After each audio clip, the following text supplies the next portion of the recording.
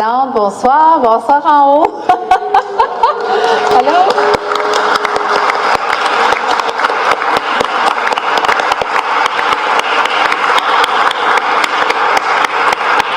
Alors, toutes les banquettes sont remplies. On aime ça. Bienvenue dans la maison des citoyens et citoyennes de Montréal. Et ça nous fait très plaisir, l'ensemble des élus municipaux, de pouvoir vous recevoir ce soir. Alors, j'espère que je n'oublierai personne. Si oui, vous m'en excuserez. Alors, je tiens à saluer les gens qui sont dans les gradins, qui viennent de différents groupes. La communauté congolaise de Montréal, le Centre communautaire congolais, l'Afro-Musée, le Centre culturel congolais, la communauté catholique congolaise de Montréal, l'Organisation des professionnels congolais du Canada, le Festival Okapi Kinshasa et l'École de langue africaine Ella Jumbo. Je n'ai pas oublié personne. Bonsoir.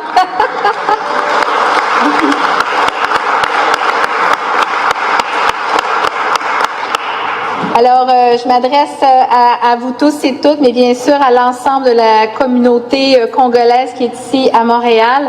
Montréal, on a la chance de compter sur une riche diversité. Ça permet à nos quartiers, à notre économie, à notre gastronomie, à notre culture, vraiment d'en profiter, et nous, bien sûr, l'ensemble de la population. Plusieurs communautés se sont établies à Montréal au fil du temps, on le sait. Elles ont permis à la métropole de s'ouvrir sur le monde et de devenir une terre d'accueil, où l'inclusion est à la base de toutes nos actions. Parmi ces communautés qui ont contribué à forger l'identité de la métropole, il y a celles formées par les personnes originaires de la République démocratique du Congo. Ces personnes se comptent par milliers dans la région de Montréal, mais particulièrement dans les arrondissements du Sud-Ouest, de Mercier, Hochelaga, Maisonneuve et d'Onsic-Cartierville. Artistes, commerçants, entrepreneurs ou restaurateurs, les personnes d'origine congolaise participent chaque jour à la vitalité culturelle, économique et sociopolitique de Montréal, en plus de la faire rayonner sur la scène internationale. La République démocratique du Congo a 4 langues nationales, mais le français est sa langue officielle. Le pays compte d'ailleurs le plus grand nombre de locuteurs francophones après la France. Ses ressortissants, vous tous et toutes, contribuent ainsi au statut de métropole francophone des Amériques de la ville de Montréal. Cet apport de la communauté congolaise à la vie montréalaise doit être célébré, et c'est pourquoi nous vous proposons aujourd'hui cette déclaration afin de reconnaître la 3e semaine du mois d'octobre comme étant la semaine du Congo à Montréal. La semaine du Congo est déjà célébrée dans 55 pays depuis 2008. Elle vise à sensibiliser la population à la situation qui prévaut en République démocratique du Congo et de plaider pour la paix, la justice et la dignité humaine, des valeurs qui sont au cœur de l'ADN de Montréal. Pendant la semaine du Congo, plusieurs activités sont organisées pour commémorer les millions de vies perdues dans les conflits qui sévissent en République démocratique du Congo, mais aussi pour célébrer l'énorme potentiel qui existe dans le pays. La Semaine du Congo à Montréal est une occasion offerte aux Montréalaises et aux Montréalais d'en apprendre plus sur l'histoire et les contributions de leurs concitoyennes et de leurs concitoyens d'origine congolaise et de les mettre en valeur. Je vous invite donc, chers membres du Conseil, à adopter la déclaration reconnaissant la 3e semaine du mois d'octobre comme la Semaine du Congo à Montréal. Merci beaucoup. Bonsoir, Monsieur Olivier. Bonsoir. Quel sentiment qui vous anime après cette déclaration?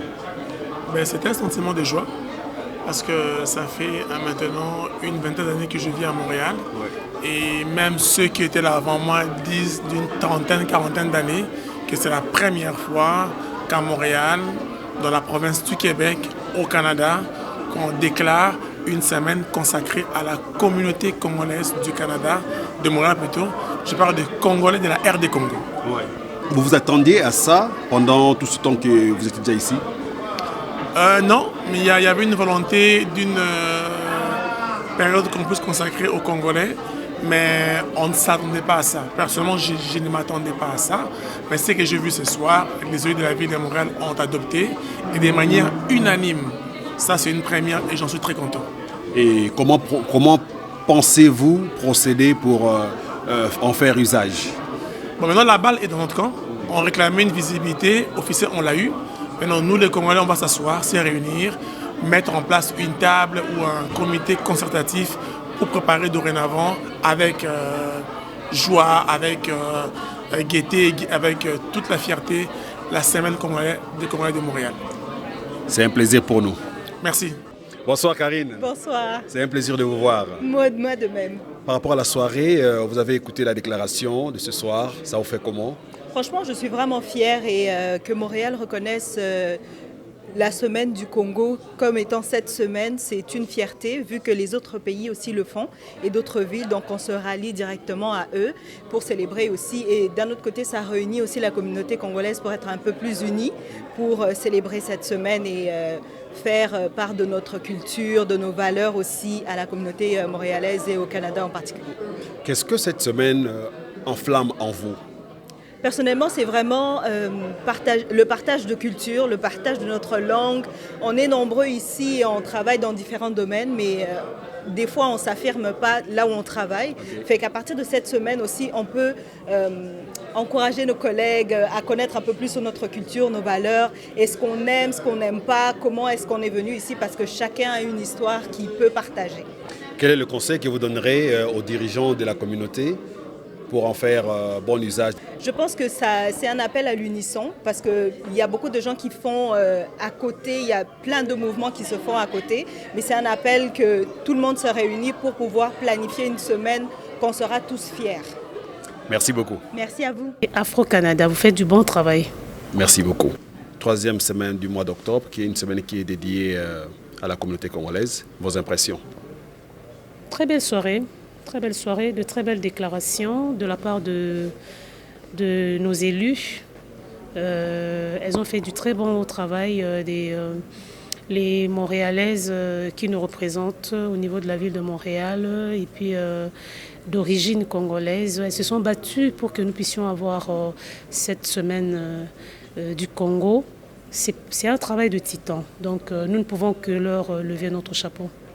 Ça fait des années, ça fait 5 ans maintenant que nous travaillons pour le Fonds des patriotes africains. D'ailleurs, au départ, c'était le Fonds des patriotes congolais. Mais puisque les Congolais ne se sont pas accrochés, on a dû l'élargir à tous les Africains parce qu'en fait, nous sommes tous voués au même sol et au même sort. Oh, c'est ma marque de vêtements, Oui. ma marque de bijoux. Sac Miv, chemise Les sacs Miv. aussi, vous voyez ça par exemple, ce sont des sacs faits à la main. C'est pour soutenir aussi les entreprises africaines qui travaillent. Au lieu que les gens demandent toujours de l'argent, les gens aujourd'hui en Afrique travaillent. Et puis au lieu que nous allions toujours acheter ce qui vient de la Chine, ce qui vient de la Turquie, Oui. Pourquoi ne pas valoriser le travail qui est fait chez nous? Ça, c'est ensemble avec le sac à main. On peut parler du prix Vous pouvez maintenant. commander. Oui. Oui, si vous voulez parler de prix, juste me contacter. Oui. Appelez Miv, simplement. Appelez Miv. Et puis Miv va vous donner de très bons prix. Les bijoux que je porte, c'est du Miv. La chaînette, c'est du Miv. Les bijoux, les bagues, c'est du Miv. Madame Magui, présidente de la communauté congolaise de Montréal, bonsoir. Bonsoir Philémon. C'est un plaisir pour nous de vous avoir ici comme ça a toujours été. Aujourd'hui, vous êtes animé par quel sentiment de voir la communauté congolaise toute entière contente parce que la déclaration a été dite? En tout cas, c'est un sentiment de joie. C'est un moment historique. C'est un moment historique parce que Montréal, c'est la plus grande métropole francophone de l'Amérique du Nord. Et la communauté congolaise, c'est la plus grande communauté francophone d'Afrique à Montréal. La première, c'est la communauté haïtienne, mais Haïti, c'est Caraïbes et Pacifique. Alors, quand on parle de l'Afrique, c'est la communauté congolaise. C'est un sentiment de joie, un sentiment d'accomplissement, de voir la déclaration qui a été déposée aujourd'hui, mais surtout de voir que la déclaration a été adoptée à l'unanimité. Vous avez même vous-même suivi dans la salle. On a suivi ça en direct, oui. Ouais, la déclaration a été adoptée à l'unanimité. C'est une joie. Ça nous donne l'occasion, l'opportunité, à partir de l'année prochaine, la troisième semaine du mois d'octobre, ça va être une opportunité pour montrer, faire rayonner la culture congolaise, faire rayonner l'apport des Montréalaises et Montréalais d'origine congolaise ici à Montréal. Nous avons des entrepreneurs, nous avons des professionnels, nous avons différents organismes qui font rayonner cette grande métropole et surtout nous avons le français en partage. Vous savez, l'Université de Montréal, une des grandes universités qui reçoit des étudiants étrangers, notamment des Congolais, elle se trouve à Montréal. L'UQAM, l'Université du Québec à Montréal, se trouve à Montréal. Donc, c'est vraiment une joie. C'est un moment historique. Reconnaître la semaine de la RDC à Montréal, la 3e semaine du mois d'octobre, c'est un accomplissement, c'est un travail qui a mobilisé plusieurs ressources, qui a mobilisé aussi, plusieurs structures. C'est aussi une occasion pour nous, au sein de la communauté, les structures vibrantes de la communauté. Moi, le message que je vais leur lancer, c'est un message de collaboration. C'est un message de solidarité. Nous avons chacune des structures son identité et sa spécificité, mais travailler ensemble ne va pas faire noyer notre identité. Au contraire, ça vient nous donner la force pour que nous puissions vraiment mettre de l'avant les différentes activités spécifiques que font chacune de ces structures-là. On aura une semaine, ça leur peut, mais c'est beaucoup. Une semaine, c'est 7 jours. Donc, ça va être des journées pleines d'activités que nous allons... Qu'est-ce que vous allez faire de cette semaine? C'est là où le problème, parce que les gens veulent savoir, oui, on a une semaine, parce que d'autres communautés ont un seul jour. Mais vous en avez maintenant 7. Comment allez-vous diviser ces 7 jours de la semaine? Mais il faut des activités ciblées, des activités percutantes. Nous avons déjà une structure de discussion au sein de la communauté. Il y a plusieurs structures. Il y a la communauté congolaise, la COCOM, il y a le centre culturel congolais, il y a le centre communautaire congolais, le C3M, il y a la communauté congolaise catholique, il y a l'organisation des professionnels congolais du Canada, OPCC, il y a l'école El Jambo. Parce que souvenez-vous, l'année passée, en 2023, nous avons organisé ensemble la fête de l'indépendance le 30 juin. Oui. C'était une grande fête avec plus de 400 personnes qui sont venues. Donc nous avons déjà un cadre de discussion. Ce que nous allons faire, c'est l'agrandir pour essayer de voir cibler les activités. L'objectif ici, c'est quoi? L'objectif, comme la mairesse l'a dit et comme l'élu Josué Coville l'a dit aussi, l'objectif, c'est faire rayonner la culture congolaise et l'apport de la communauté congolaise dans la vie montréalaise. Cet apport-là, elle se retrouve à différents niveaux. Au niveau du sport, au niveau de l'encadrement des nouveaux arrivants, au niveau des services professionnels. On a beaucoup de professionnels au sein de la communauté. Moi qui vous parle, je suis avocate au barreau du Québec. Nous avons des médecins, nous avons des notaires, nous avons des courtiers. Nous avons aussi des organisations communautaires qui s'occupent des Congolais ou des Montréalaises et Montréalais d'origine congolaise à des endroits spécifiques, ça veut dire dans leur environnement immédiat d'habitat. C'est tout ça que nous allons faire rayonner. La culture congolaise, elle est diverse. Nous avons la cuisine congolaise, la gastronomie congolaise. Et vous savez que dans notre gastronomie, nous utilisons certains ingrédients que je peux appeler des épices, qui ont non seulement des propriétés pour plaire au palais, mais elles ont aussi des propriétés de bien-être. Okay. Donc, tout ça, on va mettre de l'avant. Comment les Congolais utilisent tel élément, tel élément, tel élément. Pourquoi les Congolais mangent ça avec ça et non pas ça ensemble. On va mettre de l'avant. En tout cas, j'aimerais voir ça, comment ça va être cette semaine. Nous avons hâte. Nous avons hâte. Nous avons hâte. Nous attendions l'adoption de la déclaration. Nous avons hâte parce que je crains même que nous manquions de temps. Parce qu'il y a tellement d'activités à faire valoir. Nous allons les mettre de l'avant. Ça va être la première expérience et nous allons voir. Parce que vous savez, faire rayonner une culture n'est pas une activité statique. Ça veut dire que ce n'est pas une activité que vous venez vous montrer aux gens. Non, les gens doivent participer. Ils doivent prendre part. Mais comment procéderez-vous à cet appel pour que les gens y prennent part ? Parce qu'on sait qu'à chaque fois qu'on lance des appels, parfois, c'est pas vraiment répondu comme on l'attend. Pourquoi on va travailler ensemble? Ouais. Parce que toutes ces structures-là, elles parlent aux Congolais. Elles s'occupent des Congolais. Mais pas seulement des Congolais, des Montréalaises et Montréalais d'autres horizons, des Montréalaises et Montréalais d'origine québécoise, d'origine d'autres communautés culturelles africains, aussi, même d'autres pays à travers le monde. Vous savez, Montréal est vraiment cosmopolitain. Il y a plusieurs... multiculturel aussi. Il y a plusieurs origines qui se côtoient au sein de Montréal. Donc, ce sont vers ces cultures-là que nous allons aller pour leur dire, voilà, au Congo, voilà comment on fait les choses. Mais les Congolais aussi sont intéressés parce qu'il y a des enfants congolais qui sont nés ici. Vous savez, on était en train de discuter l'autre jour au niveau de la communauté congolaise pour dire que nous avons constaté que la première génération des enfants nés au Canada, pas ceux qui sont venus tout petits, non, mais la première génération des enfants nés au Canada ont commencé à se marier. Ah bon.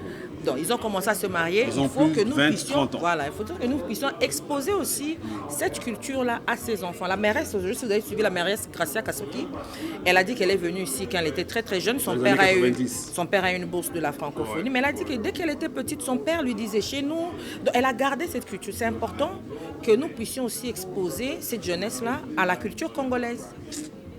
J'aurais pu vous prendre plus longtemps, mais je vous laisse vous reposer. Merci beaucoup. Je pense qu'on discutera tout ça sur notre plateau.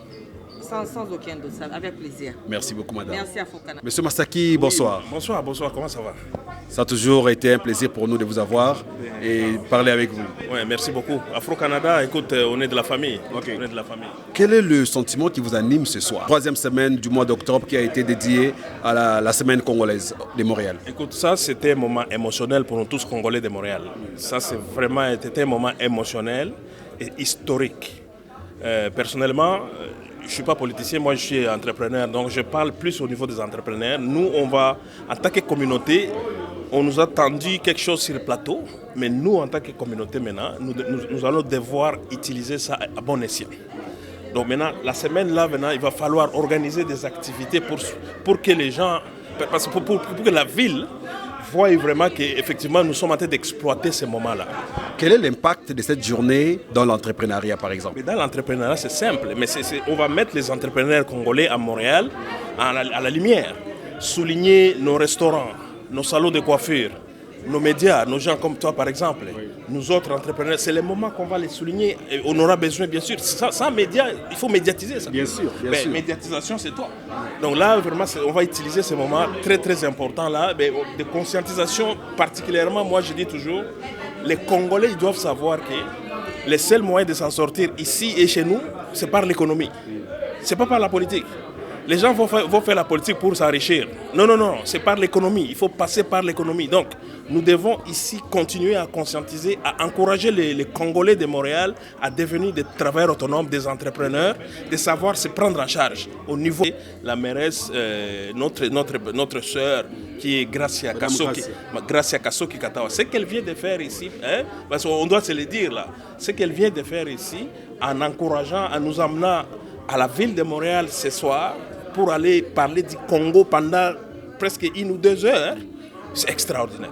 On a vu, vous n'étiez pas plus de 50 dans la salle, et même ici, on n'était pas plus de 50, avec plus de 23 000 Congolais qui sont enregistrés ici à Montréal. C'est le rôle maintenant des professionnels comme vous autres, pour véhiculer, pour essayer de continuer à vulgariser cette information-là, que ça soit connu de tous les Congolais. C'est sûr et certain que ça prend un petit groupe pour qu'on continue à propager la bonne nouvelle. C'est tout à fait normal. Merci beaucoup, monsieur Mastaki Dela, l'entrepreneur. On est ensemble.